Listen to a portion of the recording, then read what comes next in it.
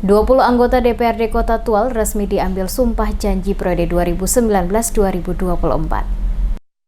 Sebanyak 20 anggota DPRD Kota Tual resmi diambil sumpah dan janji dalam rapat paripurna DPRD Kota Tual masa jabatan 2019-2024 yang berlangsung di gedung DPRD Kota Tual pada hari Kamis 31 Oktober 2019. Pelantikan 20 anggota DPRD Kota Tual periode 2019-2024 oleh Ketua Pengadilan Negeri Tual, Ali Murdiat, berdasarkan surat keputusan Gubernur Maluku nomor 249 tahun 2019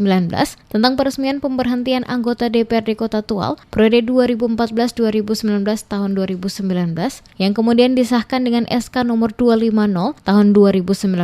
tentang peresmian pengangkatan anggota DPRD Kota Tual masa jabatan tahun 2019-2024. Setelah mengambil sumpah 20 anggota DPRD Kota Tual periode 2019-2024 tersebut, dilanjutkan dengan pelaksanaan serah terima palu sidang dari pimpinan DPRD yang lama, yaitu Taufik Hamud dari Partai Golkar kepada pimpinan DPRD Kota Tual yang baru, yaitu Hasan Syarifuddin Borut dari Partai PKS. Pergeseran kursi pimpinan DPRD Tual dari Partai Golkar ke PKS. Pasalnya dalam pemilu 2019 lalu, PKS berhasil memperoleh suara terbanyak dan berhak menduduki kursi ketua DPRD sesuai amanat Undang-Undang Nomor 2 Tahun 2018 tentang perubahan kedua atas UU Nomor 17 Tahun 2014 tentang MPR, DPR, DPD, dan DPRD. Pelantikan 20 anggota DPRD Kota Tual juga dihadiri oleh Wali Kota Tual Adam Rahayaan dan Wakil Wali Kota Tual Usman Tamnge, serta Forkopimda Kota Tual, pimpinan OPD, tokoh agama, ormas, LSM, serta para undangan lainnya. Anggota DPRD yang dilantik antaranya Taufik Hamud dari Golkar, Zainal Gainal Abidin dari Hanura, Rifai Seter dari Nasdem,